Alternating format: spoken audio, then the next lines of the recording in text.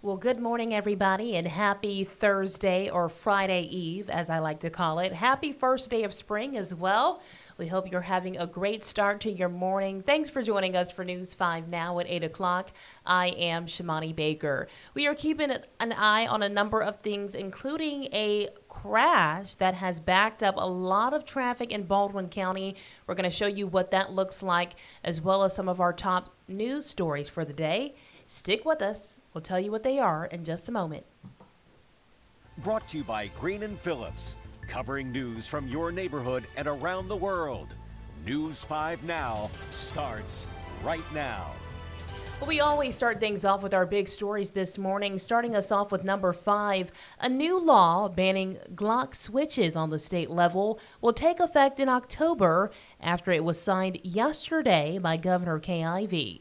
Those caught with the devices will be charged with a felony punishable by up to 10 years in prison. Number 4. Some first responders in Mobile say people are abusing 911 calls. They say ambulances are transporting some people hundreds of times a year when there is no emergency and then not paying the bill. Corey Hughes is the owner of Medevac Alabama, which operates in Mobile, Baldwin, and Clark counties.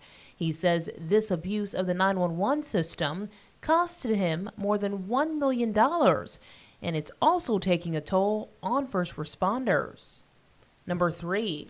Federal funding cuts are impacting food banks and farmers across the Gulf Coast. The U.S. Department of Agriculture ended a program that allowed food banks to use federal funds to buy fresh, local produce. Mackenzie's Farm in Fairhope has sold more than 46 tons of produce to food banks across Alabama over the past 3 years through this program. Without the guaranteed contract, Mackenzie's Farms will have to find a lot of new customers. They are hoping that they'll hear good news by July that the program has been renewed, so the farm can start planting in time. Number 2, Mobile police are still looking for the person responsible for a shooting that killed a man in the Maysville Community last night. It happened around 6:30 on Colgan Street, not far from the intersection of Michigan Avenue and Duval Street. And number 1 this morning, a Moss Point, Mississippi man is accused of robbing a bank in Mobile. Investigators say 67-year-old Joseph Nelson walked into the Family Security Credit Union on Airport Boulevard and handed a teller a note and then pulled out a gun. This all happened yesterday afternoon.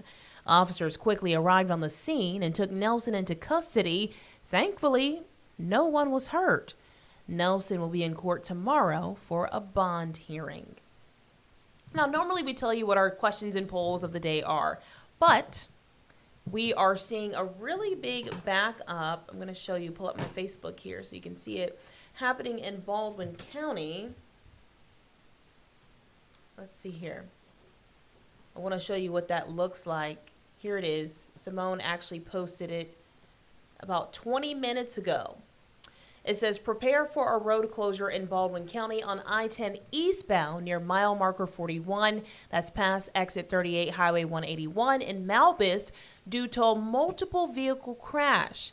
Aaliyah will have the lanes blocked for an undetermined amount of time. We also heard from our reporter, Debbie Williams, who says the Loxley one of the police in Loxley were saying that this is a pretty bad crash and that the other roads, I believe it's Highway 90, I'm going to look it up. The other roads, at 90 and Magnolia and County Road 54 and 64 also are seeing some wrecks. And those were the roads that you would use if you're trying to do a detour from I-10. So really be careful this morning if you're heading in that direction. We're going to keep you all updated on air and online of what's going on, but we're seeing a really big backup. So if you have to head to work in that direction, make sure that you drive safely and sign up for our alerts so you know exactly what's going on. You want to stay up to date with all of that. But I'll tell you what our poll of the day is, and here it is, if I can look it up here. Our poll of the day is, Do you plan to read the declassified JFK assassination files? Those were released, I believe, yesterday. And so they're available. Will you be reading them?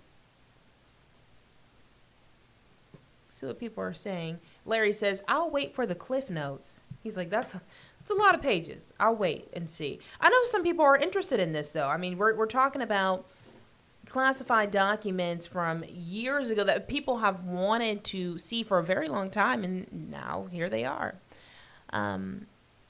We'll see. Let's see. Bonnie says no. Okay, so we're getting mixed reactions in the comments. That's okay. That's why you're entitled to your own opinion. They are questions that we like to ask, but what your response is completely up to you. And we'll share some of those responses right here on News 5 Now. All you have to do is head over to our Facebook page and make sure that you're liking and subscribing to that page, and then chiming in on the question and polls of the day. And we'll share it right here. Thank you all so much for joining me this morning for News 5 Now. Like we talked about a little bit earlier about this backup and crash in Baldwin County, make sure you are tuning in to News 5 at 9 with Devin Walsh. Simone Sherrod, our traffic anchor, will be giving updates on what's going on so that you can adhere to that if you're heading in that direction to go to work. Thank you again, and we hope you have a great first day of spring. See you later. Covering news from your neighborhood and around the world. You are watching News 5 Now, brought to you by Green & Phillips.